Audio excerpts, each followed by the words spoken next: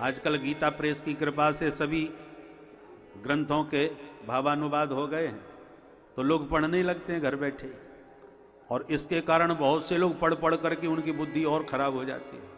हमने वहाँ ये पढ़ा, हमने वहाँ ये पढ़ा, वहाँ ये लिखा है, वहाँ ये लिखा है, हमारी तो बुद्धि काम नहीं करती, सब न जाने क्या क्या लिखा है। और आस्तिक की जगह नास्तिकता की बातें और करने लगते हैं, और अपने मतलब की बातें उसमें खोज खोज करके खुरापात की बातें और ज़्यादा निकालते हैं। कल्याण की बात नहीं ढूंढते, बल्कि उपद्रवी बातों को ढूंढते हैं, जिससे वो उपद्रव खड़ा कर सके। कम से कम संस्कृत में थे तो किसी आचार्य के चरणों में बैठ के ही शास्त्रों को पढ़ना समझना पड़ता था। तो कौन सी बात किस अभिप्राय से क्यों लिखी गई है, ये आचार्य गुरुजन उसे समझा देते, तो समझने वाला उसको समझ लेता था। निस्संदेह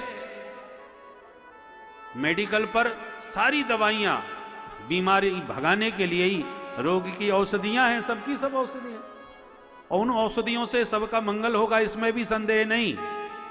परंतु आपको बीमारी कोई है और दवाई तुम कोई मर्जी आवे उठा के खा लेने लग जाओ तो रिएक्शन हो जाएगा, लाभ की जगह हानि पहुंच सकती है। मेडिकल से दवा जरूर लो, दवा वहीं से निकलेगी, किंतु डॉक्टर की सलाह से, मेडिकल पे जो बैठा है उसके परामर्श से, जिसको अनुभव हो, वो जो दवा दे वही खाइए। मनगढ़ंत मनमानी दवा आपने खाई कि जो मेडिकल है इसमें तो दवा सब ठीक करने के लिए ही है, कोई भी खा लो तो जैसी आराम हो जाएगी। बिना, इसलिए हर दवा पे लिखा रहता है, क्या कितनी भी बढ़िया दवा हो डॉक्टर के परामर्श से ही खानी चाहिए। उसी प्रकार शास्त्र जरूर पढ़ो, और जब भी कोई शास्त्र पढ़ो तो किसी आचार्य, शास्त्रज्ञ, विद्वान शास्त्री के सानिध्य में ही पढ़ना चाहिए, उसको समझना चाहिए, नहीं तो रिएक्शन हो सकता है। ये शास्त्रों के वचनों को आप समझ नहीं पाएंगे और लड़खड़ा जाएंगे, चकरा जाएंगे। शासनात् त्रायते, ये शासन तो करते हैं, पर संविधान में क्या लिखा है, कानून की कौन सी किताब में क्या लिखा है, ये तो कानूनविद जानते हैं। हमने पूरा कानून थोड़ी पढ़ा है, पूरा संविधान थोड़ी पढ़ा है। इसलिए शास्त्रों की कौन सी बात किस अभिप्राय से कही है, इसे विद्वानों से समझ करके ही स्वाध्याय करना चाहिए। और नहीं तो सत्संग में तो महाराज विद्वान कौन है, मेघ के समान हैं, जो शास्त्रों में से जल भरते हैं, सूत्र पकड़ते हैं, उस पर विचार करते हैं, चिंतन करते हैं, मंथन करते हैं, अच्छी तरह समझते हैं, और फिर प्रवचनों के माध्यम से बरसा देते हैं। इस समय देखो कितनी बरसात हो रही है, मेघों की ओर से भी और संतों की वाणी से भी खूब प्रवचनों का अलौकिक रस बरस रहा है। और जब हम सुनते हैं तो एकदम मस्त हो जाते हैं, क्या गजब की बात कही। कुछ लोग कहते हैं महाराज जी ने तो आज पूरी कथा हमारे ऊपर ही कही, ऐसा लगा जैसे मेरे को ही सुना रहे हैं। तो शास्त्र के वचन जब संतों के मुख से सुनते हैं तो बहुत अच्छी तरह समझ में आते हैं, और पढ़ने में बुद्धि चकरा जाती है। इसलिए संतों का उपदेश ही ग्राह्य है, क्योंकि उसमें कोई शंका नहीं रहती। संशय क्षेत्ता वचन होते हैं संतों के, व्यास संशय क्षेत्ता होना चाहिए। बोलो राधे राधे।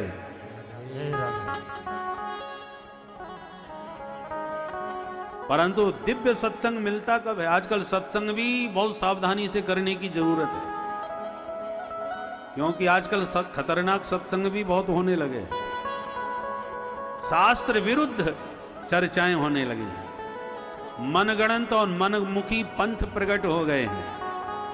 आओ, कहां भक्त बनने के चक्कर में पड़ते हो, सीधे हम तुम्हें ब्रह्म बनाएंगे, इधर आओ। ऐसे भी सत्संगी खूब होते हैं जो डायरेक्ट ब्रह्म बना देते हैं, तो श्रोताओं को भी लगने लगता है कि भक्त से अच्छा है तो भगवान ही बन जाए, हम सीधे ब्रह्म बन जाए।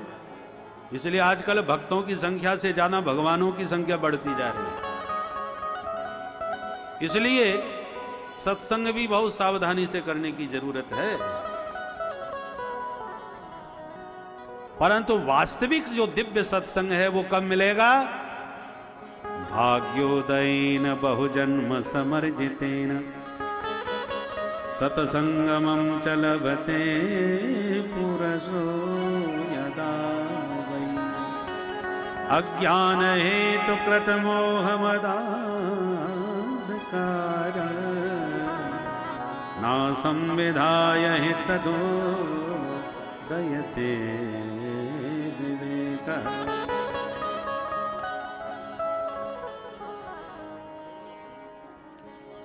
बहुजन्म समर्जितेन भाग्योदयेन, जीव के जन्म जन्मांतर के जब सुकृत उदय होते हैं, भाग्य उसका फलीभूत होता है, तब सत्संगमम लभते, तब उसे दिव्य सत्संग की प्राप्ति होती है। और सत्संग से फायदा क्या होता है? बोले उदयते विवेक, उसके भीतर सत्संग सुनने से विवेक का सूर्य उदय हो जाता है। और सूर्य का काम क्या होता है? सूर्य के बहुत से काम होते हैं। पहली बात तो अंधकार विध्वंस हो जाता है, अंधेरा मिट जाता है। दूसरी, निशा भाग जाती है, रात्रि का पलायन हो जाता है, रात्रि भाग जाती है, अंधकार मिट जाता है। और सर्दी में रात में कितने ठिठुर जाते हैं रजाई में भी, महाराज 32 ही बज जाए ऐसी सर्दी पड़ती है। पर जहां सूर्य भगवान के दिव्य प्रकाश का उदय हुआ तो सर्दी भी भागने लगती है, शीत भी पलायन कर जाता है, निशा भी पलायन कर जाती है, अंधकार भी पलायन कर जाता है। ये सब काम सूर्य भगवान के प्रकाश से होता है। उसी प्रकार जब आप सत्संग करेंगे तो सद्गुरुदेव और संतों के जो वचन हैं उससे किरण निकलेगी। सदगुरु का जो मुखारविंद है वो सूर्य के समान है, जो वचन है वो किरण के समान है। और सदगुरु के मुख रूपी भास्कर से जब शब्दों की किरण निकलती है, वह किरण कर्ण रंध्र में प्रविष्ट होती है तो हृदय में प्रविष्ट होते ही संपूर्ण तिमिर ध्वस्त हो जाता है। जन्म जन्मांतर का जो कल्प कल्पांतर का अज्ञान अंधकार जीव के हृदय में भरा हुआ है, 200 वर्ष पुराना भी कोई कमरा अंधकार से भरा हो, अंधकारमय हो, पर जहां आपने टॉर्च दिखाई या दीपक जलाया तो क्या उसे 2 दिन लगेंगे दूर करने में? अरे चाहे जितने हजारों साल पुराना क्यों ना हो अंधकार, पर प्रकाश हुआ नहीं कि अंधकार तत्क्षण मिटा नहीं। उसी प्रकार जन्म जन्मांतर का जो अज्ञान अंधकार हमारे भीतर छाया है, वो संत के वचनों की किरण जब हृदय में प्रविष्ट होती है तो तत्क्षण उसका सारा अज्ञान रूपी अंधकार भी मिट जाता है, मोह रूपी निशा भी भाग जाती है। कब? जब उदयते विवेक, जब सूर्य भगवान की तरह हमारे भीतर का विवेक जागता है सदगुरु के अनुग्रह से। यही भाव गोस्वामी जी ने गुरु वंदना में कहा, बंदो गुरु पद कंज कृपा सिंधु नर रूप हरि, महामोह तम पुंज जासु बचन रवि करनि कर। सदगुरुदेव भगवान कौन है? नर रूप हरि, नर के रूप में साक्षात नारायण ही है। सदगुरु में कभी मर्त्य बुद्धि नहीं होना चाहिए। मां अमर्त्य बुद्धिम सेवेत, मनुष्य समझ के कभी सदगुरु का दर्शन नहीं करना चाहिए। गुरु साक्षात परब्रह्म, साक्षात परब्रह्म के रूप में अपने सदगुरु का दर्शन करे। इसलिए कृपा सिंधु नर रूप हरि, ओ कृपा सिंधु भगवान ही नर के रूप में प्रकट हो करके हमारा उद्धार करने के लिए पधारे हैं। उसी भाव से अपने सदगुरु का दर्शन करें। भगवान के 3 स्वरूप हैं, समझ लो। एक तो निराकार, जो सब में घट घट में सर्वत्र व्याप्त है, ये सब उसी का स्वरूप है। एक तो निराकार ब्रह्म और दूसरा नराकार ब्रह्म और तीसरा निराकार ब्रह्म। ब्रह्म के 3 स्वरूप समझो। निराकार ब्रह्म जो सब में समाया है, और नराकार ब्रह्म जो मानव रूप में सदगुरु के रूप में तुम्हारे सामने विराजमान है। नर के आकार का है, इसलिए नराकार। गुरु साक्षात परब्रह्म का मतलब क्या हुआ? नराकार ब्रह्म। नर के आकार का वही ब्रह्म है जो सगुण साकार बना सदगुरु के रूप में तुम्हारे सन्मुख है। और तीसरा नीराकार ब्रह्म, नीर के आकार का, गंगा जल, सुर सरिता, भगवती भागीरथी, ये साक्षात नीराकार ब्रह्म है। नीर के आकार में ब्रह्म का द्रवीभूत स्वरूप है। ब्रह्म द्रव है भगवती सुर सरिता मां गंगा। बोल गंगा मैया की। ये ब्रह्म द्रव है, प्रभु का साक्षात चरणामृत है, शिव शीश धरी। इसलिए तो भोले बाबा ने अपने सिर पर इस दिव्य प्रवाह को स्थान दिया है, भगवान के चरणामृत को स्थान दिया है। ये चरणामृत नहीं है, ब्रह्म द्रव है, द्रवीभूत ब्रह्म है, जो नीर के रूप में निर्बाध गति से प्रवाहित हो रहा है। इसलिए नीराकार ब्रह्म है। इनमें कोई भेद नहीं समझना चाहिए, चाहे नीराकार ब्रह्म हो, चाहे निराकार ब्रह्म हो, चाहे नराकार ब्रह्म हो, तीनों एक स्वरूप हैं। इस भाव दृष्टि से इनका दर्शन करना चाहिए। तो बोल गंगा मैया की जय। गुरु साक्षात परब्रह्म। और विशेषता क्या है गुरुदेव भगवान की? कि महामोह तम पुंज। रात दो प्रकार की होती है, एक तो अमावस की और दूसरी पूर्णिमा की। पूर्णिमा की रात्रि में कम से कम चांदनी का कुछ तो प्रकाश दिखता है, आने जाने वाला दिखाई तो पड़ता है चांदनी में। पर अमावस की रात में तो अपना हाथ भी नहीं सूझता। तो निशा माने रात्रि, और महानिशा माने अमावस की रात्रि। तो यहां महाशब्द का प्रयोग किया है।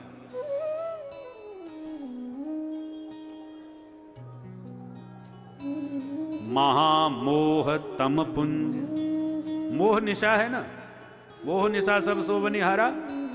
तो हमारे भीतर मोह की जो निशा है माने रात्रि, सामान्य रात्रि नहीं है, महामोह, अमावस की रात, इसलिए तम पुंज, महामोह तम पुंज। जितनी अमावस की घनी रात्रि होगी उतना ही अंधकार भी तो घना होगा। हमारे पास किंचित भी ज्ञान कई चांदनी का प्रकाश भी नहीं था। महामोह तम पुंज हमारे भीतर भरा हुआ था। पर जासु वचन, जब गुरुदेव ने उपदेश देना प्रारंभ किया तो उनकी वाणी से रवि कर निकर, रव की निकर माने किरण, सूर्य की ऐसी किरणें निकली कि जन्म जन्मांतर का जो महामोह तिमिर था वो ध्वस्त हो गया। रात्रि पलायन कर गई, अज्ञान रूपी अंधकार मिट गया, महामोह तम पुंज ध्वस्त कर दिया। ये गुरुदेव भगवान की कृपा है। इसलिए सदगुरु को साक्षात प्रभु स्वरूप समझना चाहिए, जो हमारे समस्त अघ का निवारण करने वाले। हमारे गुरुदेव भगवान ने एक बहुत सुंदर पद गाया है गुरु वंदना में। आइए आप भी उस पद का आनंद लें, जिससे गुरु के गौरव का पता चलता है। जन्म जन्मांतर के अघ हमारे भीतर व्याप्त हैं, उसका हरण करने वाले सदगुरु होते हैं। इसलिए उनका एक बार आइए हम ध्यान करें, फिर आगे की चर्चा करते हैं। अघियन अघ हरण देव, अघियन अघ हरण देव, अघियन अघ हरण देव, अघियन अघ हरण देव, सदगुरु सुखकारी। अघियन अघ हरण देव, अघियन अघ हरण देव, सदगुरु सुखकारी।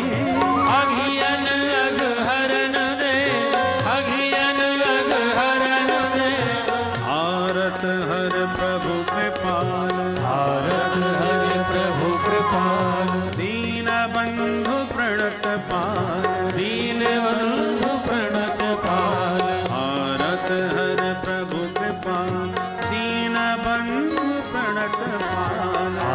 भरत हरि प्रभु कृपाल दीन बंधु प्रणत पाल सुधा सिंधु जनहि बोल सुधा सिंधु जनहि बोल सुधा सिंधु जनहि बोल सुधा सिंधु जनहि बोल अभय करन हारी अघियन अघ हरन दे अघियन अघ हरन दे सद्गुरु सुखकारी अघियन अघ हरन दे अघियन अघ हरन दे मंत्र तारक भानु समा मंत्र तारक भानु समा दय हरहि घोर तमा।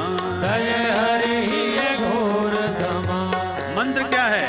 जो राम मंत्र दिया जाता है, षडाक्षर मंत्र दिया जाता है, भानु समा, सूर्य के समान। मंत्र तारक है, जीव को तारने वाला है, अंधकार को मिटाने वाला। यह घोर तमा, हृदय में जो घोर तम भरा हुआ है, अज्ञान है, उसका हरण करने वाला है यह मंत्र रूपी भानु। इस भुवन भास्कर प्रचंड मार्तंड रूप मंत्र का दान करके गुरुदेव आपके हृदय के अज्ञान रूपी जन्म जन्मांतर के तम का हरण कर लेते हैं। मंत्र तारक भानु समा दे हरहि घोर तमा। मंत्र तारक भानु समा दय हरि घोर तमा।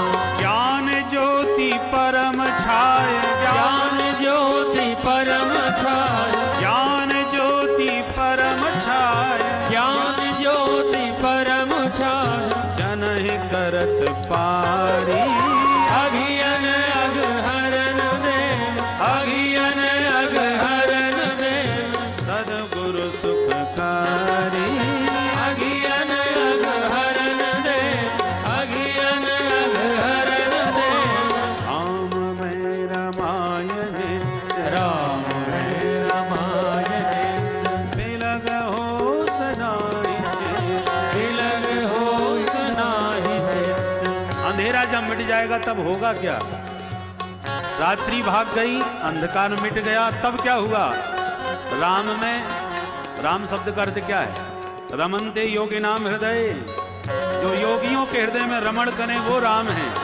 अथवा योगी जन जिसमें अपने मन को रमण करावे वो श्री राम है। द्रवंश दशरथ अजर बिहारी, दशरथ जी के अजर आंगन में विहार करने वाले वो अवध बिहारी हमारे हृदय में इतने रमण करने लग जाएंगे कि उन राम में ही आपका मन रमण करने लग जाएगा। एक पल को भी उनसे आपका चित्त पृथक नहीं हो सकता। जैसे दूध में पानी मिल गया, लाख कोशिश करो अब अलग हो ही नहीं रहा, दोनों एक ही हो गए। राम में रामायण बिलग होत नाहि चेत। राम में रामायण तिलक होत नाहि चेत। स्वामी सेवक स्वभाव स्वामी सेवक स्वभाव स्वामी सेवक स्वभाव स्वामी सेवक स्वभाव पंचरस प्रसारी अघियन अघ हरन देव अघियन अघ हरन देव सद्गुरु सुखकारी अघियन अघ हरन देव अघियन अघ हरन देव झरना झर झरत झार झरना झर झरत धार हृदय बीच रस सुखार। हृदय बीच रस सुखार। यदि हमारा चित्त उन श्री राम जी में रमण करने लग जाएगा, पंच रसों के माध्यम से शांत, दास्य, सख्य, वात्सल्य और श्रृंगार, ये भक्ति के पंच रस हैं। और पांचों रसों के परम आचार्य हमारे सदगुरुदेव भगवान थे, इसलिए उनको पंच रसाचार्य कहा जाता था। तो इन पांचों रस का जब झरना आपके हृदय में प्रस्फुटित होगा, फूटेगा, उस झरने में, उस प्रेम के आनंद में आप इतने डूब जाएंगे कि दुनियादारी में आपका मन ही नहीं लगेगा। झरना झर झरत झार हृदय बीच रस सुधार। झरना झर झरत धार हृदय बीच रस सुधार। श्री हर्षण ही हरण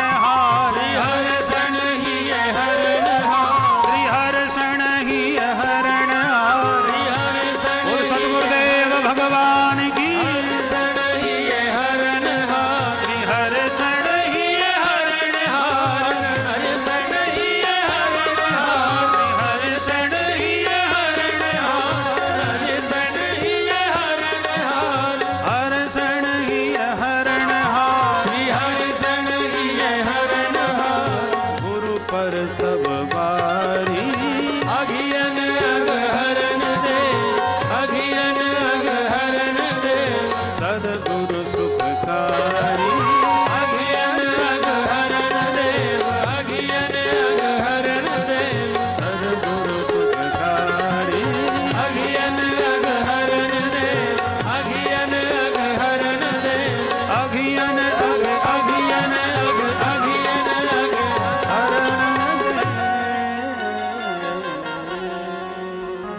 बोल सद्गुरुदेव भगवान की जय। तो महामोहतम पुंज जासु बचन रवि करन कर। संत सदगुरु के वचन सूर्य की किरणों की तरह जब हृदय में प्रविष्ट होते हैं तो अमावस जैसी मोह की जो प्रबल घनी रात्रि है वह भी नष्ट हो जाती है और अंधकार भी अज्ञान का मिट जाता है। इसलिए हे सनकादिक ऋषियों, अब तो मुझे आपके श्रीमुख से यह ज्ञानामृत पान करना है। सनकादिक बोले हम तो इसीलिए घूम रहे हैं, या कोई सुनावे या कोई हमसे सुने। दोनों परिस्थिति में आनंद भगवान की चर्चा होनी चाहिए कैसे भी हो। तुम्हें नहीं आती तो हमसे सुन लो, आती है तो हमें सुना दो। शृण्वन गृणन संस्मरयश्च चिंतयन, सुनो और सुनाओ। कथयंती च रमंती च, तो कहां सुना जाए? बोले चलो गंगा के तट पर। गंगा के तट की बात ही कुछ और होती। मां भागीरथी के पावन पुलिन पर श्रीमद् भागवती की ज्ञान गंगा प्रवाहित होगी। कहां? बोले हरिद्वार में चलते हैं। गंगा द्वार समीपे तु तटमानंद नामकम। तो बद्रीनाथ से उतर के हरिद्वार में आ गए। पर जैसे ही भृगु वशिष्ठ आदि ऋषियों को पता चला कि सत्संग गंगा के तट पर हो रहा है, आयोजक कौन? नारद जी। कथावाचक कौन? सनकादिक। बोले भाई तब तो जोरदार कथा होगी। श्रोता वक्ता ज्ञान निधि, कथा राम के गुण। श्रोता वक्ता दोनों ही जब ज्ञान के भंडार होते हैं तब गूढ़ रहस्य प्रकट होते हैं। वक्ता कोई गंभीर चर्चा करना प्रारंभ करता है तो श्रोता जब आके कहते महाराज जी आज की कथा में तो बोर हो गए, बढ़िया दो चार भजन ठुमका लग जाए, सब झूम जाए, ऐसे सुना तो तब आनंद आता है, रौनक आ जाए। तो वक्ता को भी माथा पकड़ना पड़ता है। तो हम काहे को ये वेद वेदांत में अपना माथा रगड़े, जब नचा कुदा करके ही काम चल रहा है। क्यों? और जो नचाने कुदाने में बहुत अच्छी तरह सफल होते हैं वही आज सफल वक्ता माने जाते हैं, और ठुमका नहीं लगवा पाए तो बेकार का वक्ता बोर करते हैं। नाचे कूदे तोरे तान, ताको राखे दुनिया मान। तो फिर लोगों ने वेद वेदांत छोड़ करके बस जुमाना नचाना ही प्रारंभ कर दिया। परंतु एक बात ध्यान देने की है, डॉक्टर मरीज के अनुसार नहीं दवा देता, मरीज को ही डॉक्टर के अनुसार दवा लेनी चाहिए। सदगुरु वैद्य हैं। यदि इंजेक्शन लगाता है कोई डॉक्टर या कड़वी दवा देता है तो मरीज उसके यहां जाना ही बंद कर दें और मेरा हॉस्पिटल बंद हो जाएगा, इसलिए डॉक्टर भी फिर मीठी मीठी दवा खिला खिला के खुश करने लग जाए, तो न तो मरीज का इसमें भला है और न डॉक्टर अपना ईमानदारी से काम कर रहा है। सचिव वैद्य गुरु तीन जो प्रिय बोले भय आस, राज धर्म तन तीन को होए बेग ही नाश। मरीज का सत्यानाश हो जाएगा यदि डॉक्टर मरीज को खुश करने के लिए दवा देने लग जाए तो। इसलिए शास्त्र की औषधि कितनी भी कड़वी हो, परंतु संत सदगुरु वैद्य विद्वानों को भले ही कड़वी दवा समाज को लगे परंतु पिलाने का प्रयास करना चाहिए, क्योंकि इसी दवा से, शास्त्र की औषधि से ही समाज में सुधार होगा। और लोग सुनना नहीं चाहते, इसलिए हम भी केवल बनावटी मिलावटी बातें करने लग जाएं तो न तो समाज सुधर सकता है, चाहे जितनी भागवत हो जाए, चाहे जितने सत्संग हो जाएं, क्योंकि दवा नहीं मिल रही। हमारे ऋषियों ने, आचार्यों ने थोड़ी छूट दे दी कि लोग रूखी रूखी कथा पसंद नहीं करते तो थोड़ा संगीत का शहद मिला दिया करो। पुराने जमाने में भी कहते थे ये बच्चा नहीं खा पाएगा, ये दवा नहीं, ये चूरन नहीं चाट पाएगा, तो एक काम करो शहद के साथ मिला दो। तो लोग शहद के साथ दबा चाट लेते थे, कैसे भी दबा जाती तो फायदा भी हो जाता था। ऐसी संगीत का शहद मिलाने की थोड़ी छूट क्या मिल गई, तब से वक्ताओं ने शहद ही शहद पिलाना चालू कर दिया, दवा गायब ही कर दी। बोलो राधे राधे। अरे शहद तो अनुपात है, अनुपान है, उसको सहयोग के लिए है ताकि दवा तुम्हें कड़वी ना लगे, इसलिए थोड़ा संगीत का मधुर शहद स्वाद बढ़ाने के लिए मिला दिया।